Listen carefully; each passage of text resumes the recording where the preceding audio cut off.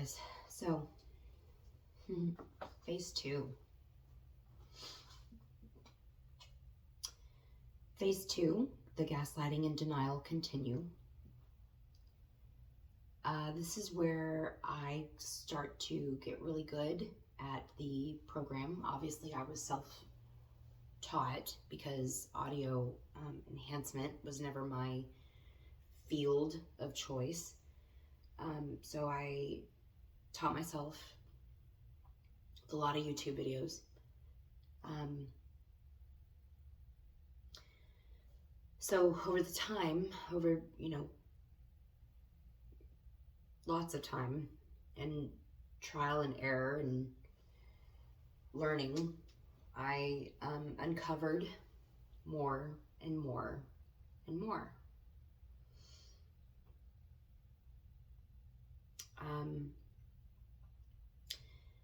Also in phase two, realizing my worth to him and what it's been.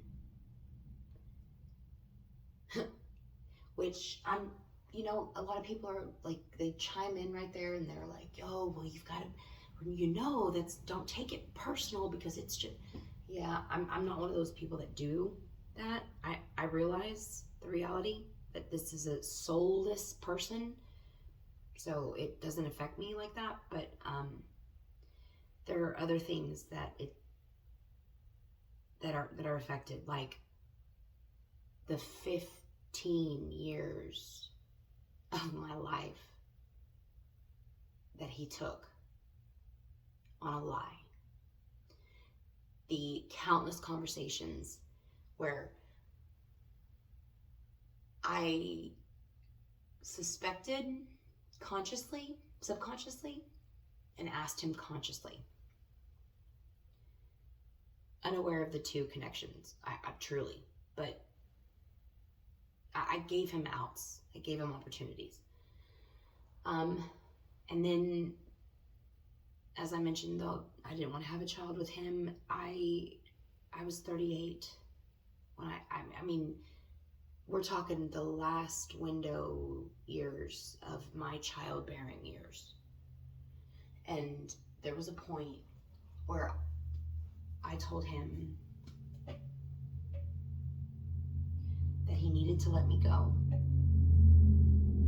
because this is my last chance, my last opportunity to go out, find a man who wants a family, and give him a family and be happy. But he was adamant that he wouldn't do what he in fact did. So realizing my worth to him isn't like, oh, I'm all suicidal now because this piece of crap person who's evil sums me up as this, which is that big. That doesn't bother me. Now, if it were like God, yeah, and he thought that of me, I wouldn't be able to live at that point. So the anger that came from that, I don't even know all the stuff that I said to him that's in text, which could totally come around and bite me in the ass in court. But I know it's all caps, and it's unfiltered. And then the insults, which, I gave the example of how he basically was using it off of the front of, or piggybacking off of the denial and gaslighting, that he then took it so far. Not only did he accuse me of being on drugs, because that's the only way that you would hear voices that aren't there, but that also I needed to be delivered because I had demons, which is what was going on in my head, which is why I was hearing what I was hearing. That's just two of many. Not being able to forgive him for the past. I mean, not being, what is it called? Self-sabotaging my future and my happiness. Like, the other things that that I didn't even hold on to, they're not even, I can't even remember them because there was no substance in them to be worth holding on to. There were a lot of insults, is the point. This was the most offensive. You know, the first phase, it's the, it's the wind getting knocked out of you. It's the catching your breath. It's what just happened. Phase 2 is the space after what just happened and realizing what happened. But realizing what happened is in between the two. That this is the most offensive. The realizing my worth to him, that kind of, when I knew what I heard, and I'd gotten good at it at this point, and I was just blah.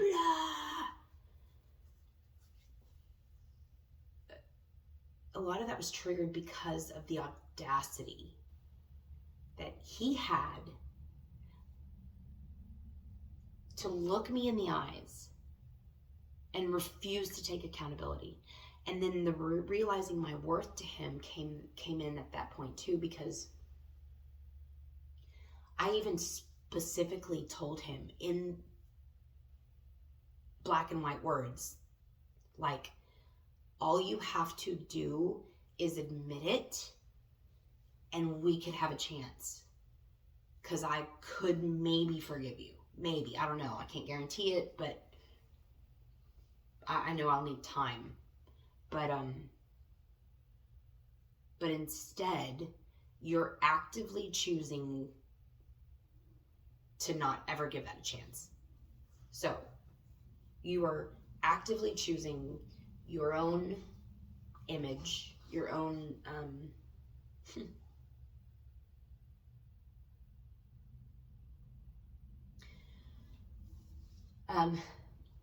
you're actively choosing yourself and the way that people see you, refusing to take accountability and admit what you did when I'm on the line, when we're on the line. You would save face for you over us. So again, and then the insults that came with that. Like, are you kidding me? Okay. This one's short and sweet, but that's phase 2. Phase 3 is next.